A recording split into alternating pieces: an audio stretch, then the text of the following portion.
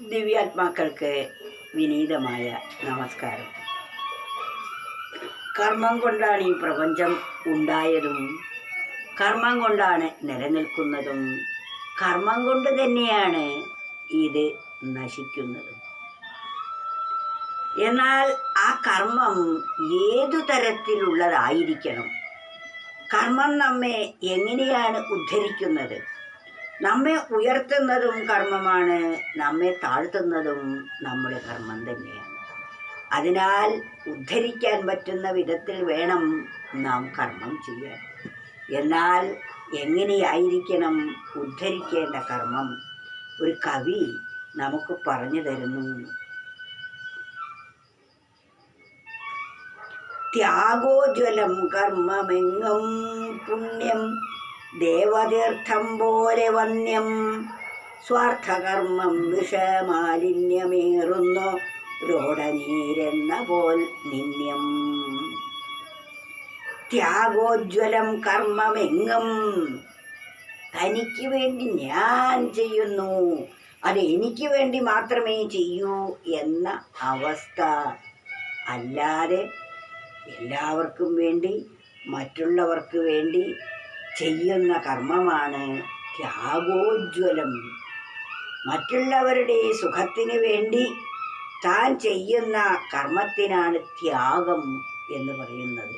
ത്യാഗോജ്വലം കർമ്മമെങ്ങും, ത്യാഗത്തോടുകൂടി ചെയ്യുന്ന കർമ്മം എവിടെയും പുണ്യ ദേവതീർത്ഥം പോലെ വന്ധ്യം.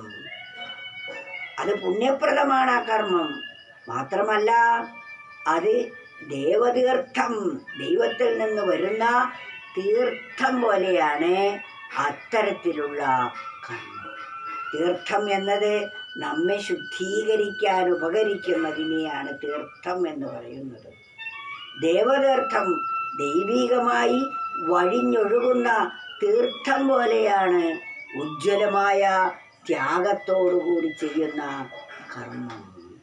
ത്യാഗോജ്വലം കർമ്മമെങ്ങും പുണ്യ ദേവതീർത്ഥം പോലെ വന്യം.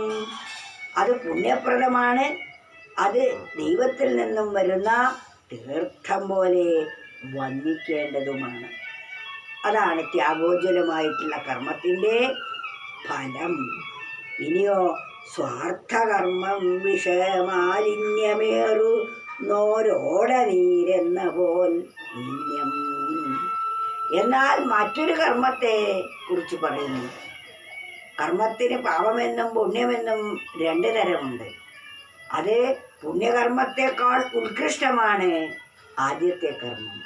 എന്നാൽ രണ്ടാമത് പറയുന്ന കർമ്മം നിന്ദ്യമാണ്, അത് പാപമാണ്, അത് നമ്മെ പഠിപ്പിക്കുന്നതുമാണ്. അതെങ്ങനെയുള്ളതാണ്? സ്വാർത്ഥകർമ്മം, എനിക്ക് വേണ്ടി, എൻ്റെ കാര്യത്തിന് വേണ്ടി മാത്രം ചെയ്യുന്ന കർമ്മം, അതിനാണ് സ്വാർത്ഥം. തനിക്ക് വേണ്ടി മാത്രം സുഖിക്കാൻ, മറ്റുള്ളവർ അതിൽ പങ്കെടുക്കരുത് എന്നുള്ള കർമ്മമാണ് സ്വാർത്ഥകർമ്മം. ഒരിക്കൽ ഒരു മുത്തശ്ശി സുഹൃതകർമ്മം ചെയ്തു. അങ്ങനെ അദ്ദേഹം ഒരു ഏകാദശി നാളിൽ വ്രതാനുഷ്ഠാനങ്ങളോടുകൂടി ഭഗവാനെ സ്മരിച്ചു കൊണ്ടിരിക്കുമ്പോൾ ആകാശത്ത് നിന്നും ഒരു അശരീരി കേട്ടു, മകളെ, നിന്റെ കർമ്മത്തിൽ ഞാൻ വളരെ സന്തുഷ്ടനായിരിക്കുന്നു. നിനക്കിതാ ഞാൻ വരാൻ വേണ്ടി ഒരു രഥം പറഞ്ഞയക്കുന്നു. ആ രഥത്തിൽ നീ കയറിക്കൊള്ളൂ, ആ രഥത്തെ നീ പിടിച്ചുകൊള്ളൂ, അതിൽ തൂങ്ങി പിടിച്ചാൽ മതി എന്ന് പറഞ്ഞു.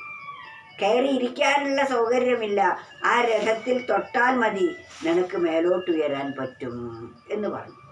അങ്ങനെ അധികം താമസിയാതെ രഥം ഇറങ്ങി വരികയും ആ മുത്തശ്ശി ആ രഥത്തിൽ സ്പർശിച്ചതോടുകൂടി രഥം മുകളിലേക്ക് വരികയും ചെയ്തു. അങ്ങനെ മുത്തശ്ശി താഴെ നോക്കി തന്നെ നോക്കി നിൽക്കുന്നവരോട് പറഞ്ഞു, ബന്ധുജനങ്ങളെ, ആരെങ്കിലും എൻ്റെ കൂടെ വരാൻ ഇഷ്ടപ്പെടുന്നുവെങ്കിൽ എൻ്റെ കാലിൽ സ്പർശിച്ചുകൊള്ളൂ, എന്നിട്ട് മുകളിലേക്ക് ഉയർന്നു വരാം എന്ന് പറഞ്ഞു. അങ്ങനെ സ്വാർത്ഥിയായ ഒരാൾ ഓടി വന്ന് മുത്തശ്ശിയുടെ കാലിൽ പിടിച്ചു. അവരും പൊങ്ങി. അങ്ങനെ പൊങ്ങി പൊങ്ങി കുറേ ആ സ്ത്രീയുടെ കാലിൽ മറ്റൊരാൾ പിടിച്ചു. അങ്ങനെ ഒരു മാല പോലെ അവരുടെ കാലിൽ മറ്റൊരാൾ, മറ്റേയാളുടെ കാലിൽ മറ്റൊരാൾ, കുറേ ആളുകൾ അങ്ങനെ മുത്തശ്ശി മുകളിലേക്ക് ഉയർന്നു പോകുന്നു. എന്നാൽ തൻ്റെ കാലിൽ പിടിച്ച് തൂങ്ങിയത് മുത്തശ്ശിയുടെ കാലിൽ പിടിച്ച ഒരു സ്ത്രീ, സ്വാർത്ഥിയായ ഒരു സ്ത്രീ തൻ്റെ കാലിൽ പിടിച്ച് പൊങ്ങി വരുന്ന പലരെയും കണ്ടു.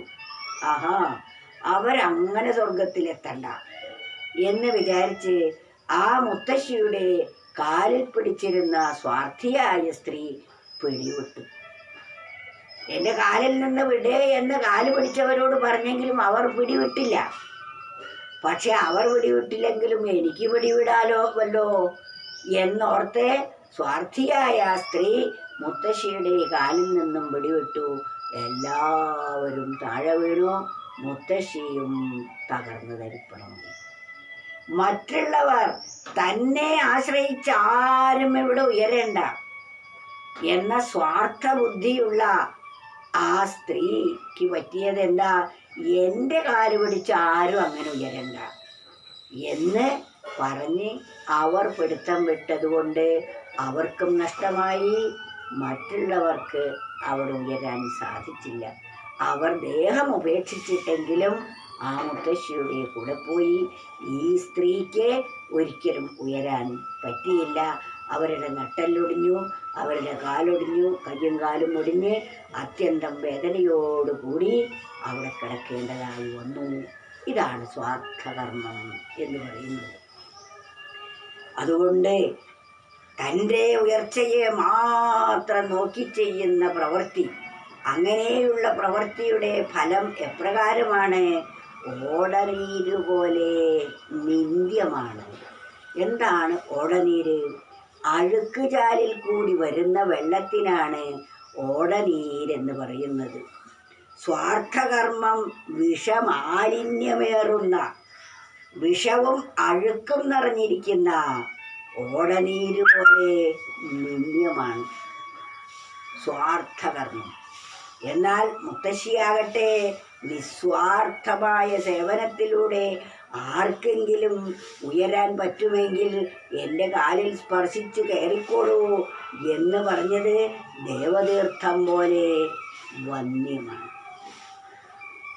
എന്നാൽ സ്വാർത്ഥിയായ സ്ത്രീയുടേതോ മറ്റുള്ളവർക്കും ക്ലേശമുണ്ടാക്കി, തനിക്കും ക്ലേശമുണ്ടാക്കി. ഇതാണ് സ്വാർത്ഥകർമ്മം. ഈ കഥ ഓർക്കുമ്പോൾ സ്വാർത്ഥകർമ്മത്തിൻ്റെ ഭവിഷ്യത്ത് എത്ര വലുതായിരിക്കും എന്നൊന്നാലോചിച്ചു നോക്കും. അതാണ് ഓടനീര് പോലെ നിന്ദ്യമാണ് സ്വാർത്ഥകർമ്മം എന്ന് പറയുന്നത്. എന്നാൽ ത്യാഗോജലമോ, ത്യാഗത്തോടു കൂടിയ കർമ്മമാണെങ്കിലോ അത് ദേവതീർത്ഥം പോലെ പുണ്യപ്രദവുമാണ്. ത്യാഗോജ്വലം കർമ്മമിങ്ങും പുണ്യ ദേവതീർത്ഥം പോലെ വന്യം, സ്വാർത്ഥകർമ്മം വിഷമാലിന്യമേറുന്നു രോടനീരെന്ന പോൽ നിന്യം.